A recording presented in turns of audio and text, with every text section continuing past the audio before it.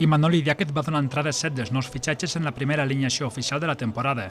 Un 11 inicial que, tot i les novetats, en cap cas va acusar falta de sintonia. Tot al contrari, en els primers 45 minuts davant l'Espanyol B, els blaus van mostrar les virtuts que el poden convertir en un fert candidat a l'ascens. Bona circulació de pilota i dinamisme ofensiu, però manca d'encert en els metres finals. Doncel, Suárez i Marc Martínez van gaudir d'oportunitats clares per estrenar el marcador, però la pilota no va voler entrar. D'això se'n va aprofitar l'Espanyol B, sobretot en la segona meitat.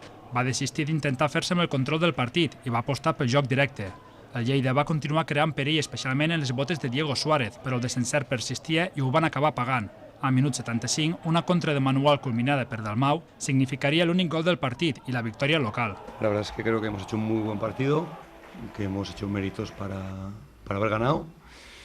Y en una jugada desgraciada hemos perdido, ¿no? Pero desde luego si el nivel del equipo es el de hoy con respecto a los rivales muchas semanas, lo lógico es que ganemos más veces de las que perdamos.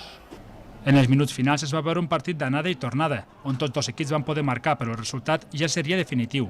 El debut del Lleida va acabar amb derrota.